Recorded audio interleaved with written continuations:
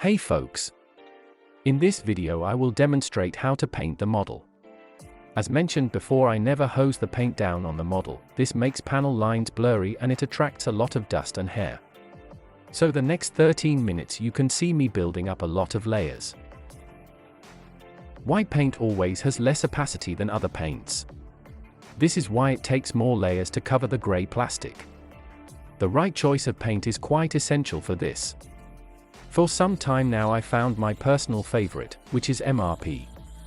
Most of their paints are satin, which has a lot of advantages. Also, the paint is called acrylic lacquer. Although the smell can be a bit annoying, it has some very special characteristics.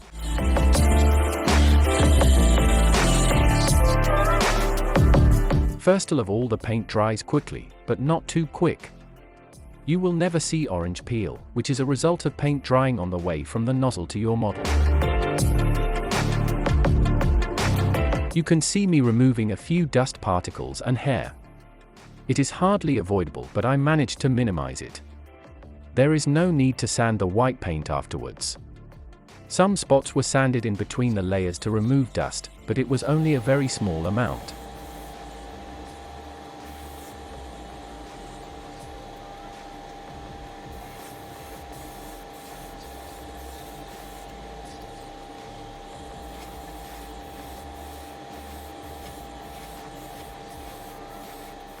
MRP remains wet until it hits the surface and then levels itself as much as possible.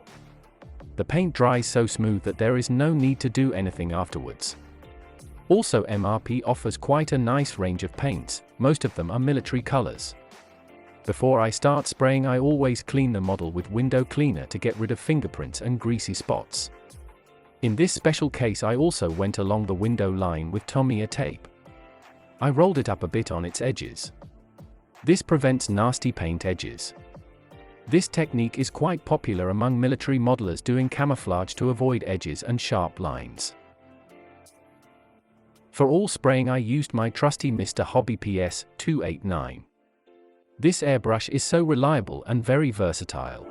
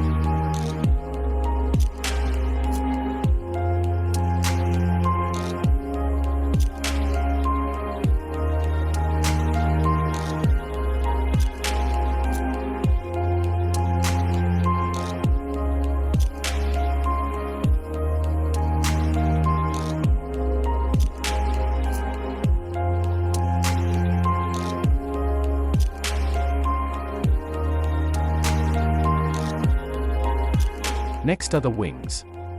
Again, I found a perfect equivalent for the typical Boeing grey. Before applying the grey, I needed to mask those as well.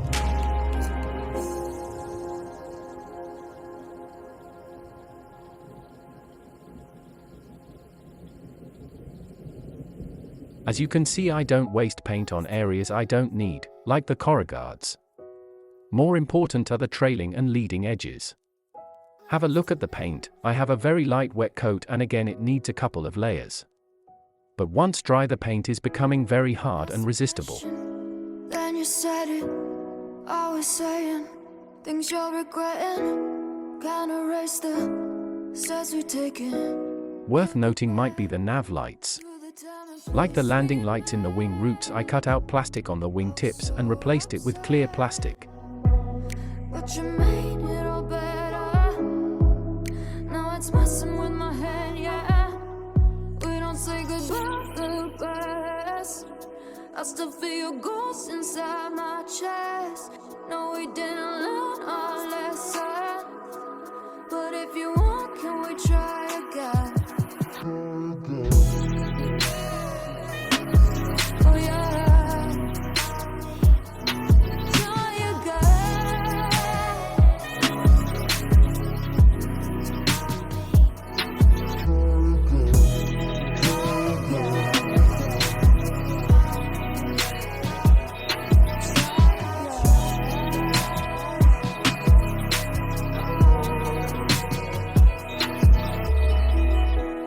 Push the pedal to the pavement.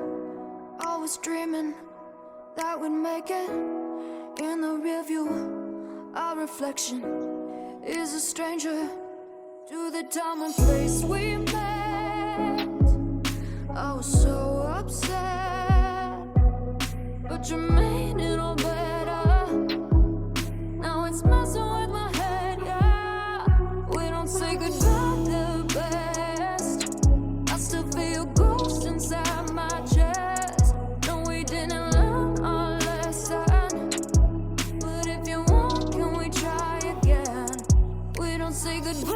the best. I still feel ghosts inside my chest. No, we didn't learn our lesson. But if you want, can we try again? Try again.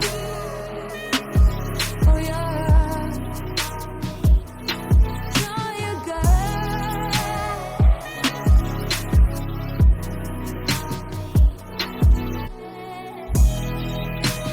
Okay now. The next thing was really a bit tricky. Masking these corrugates is no fun at all. On the top of the wing, the 757 has some locations where I needed a cutout. Since I wanted to get them equal on both sides, I decided to cut them with my plotter. Made a design on Illustrator quickly and there you go. For this I did not use Tamiya tape, which was a big mistake. The masking tape quality was not nearly as good as the stuff from Tamiya. Anyway, I continued. No issues on the top.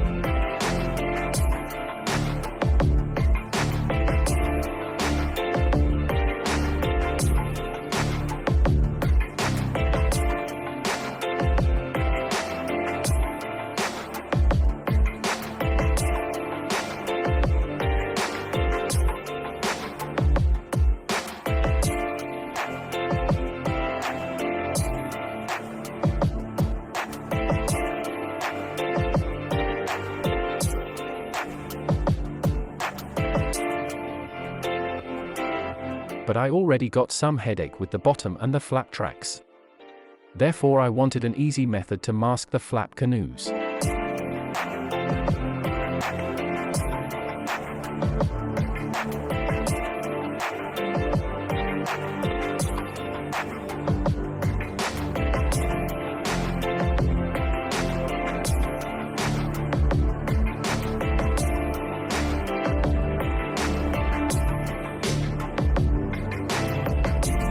I decided to cut masks in a shape like a knife and it turned out to be the best solution. This way I was able to mask them very precise and sharp.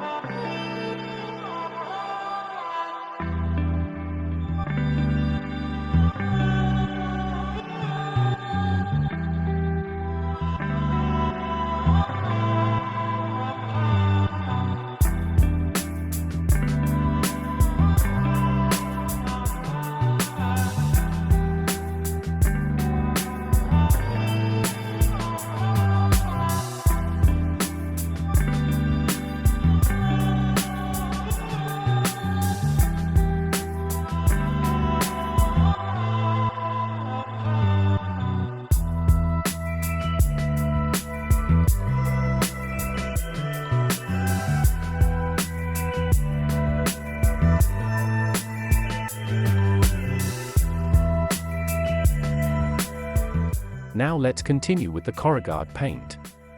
This turned out to be quite a challenge. Problem is, take 100 pictures and you find 100 tones of Corrugard color. Applied by the manufacturer, you can see its light silverish reflection. But as many things come and go with age, they fade and become plain gray. On my specific airplane, on almost all pictures it looks metallic although faded. The metallic effect is very hard to see, and I asked myself how to simulate on my model. I came out with this solution. I used 60% chrome paint because it has the finest metallic grain, and added some 40% gray. This provided the exact effect I wanted to have. Since Corrugards often look very used and faded, I decided to do a bit pre-shading and post-shading as well with black.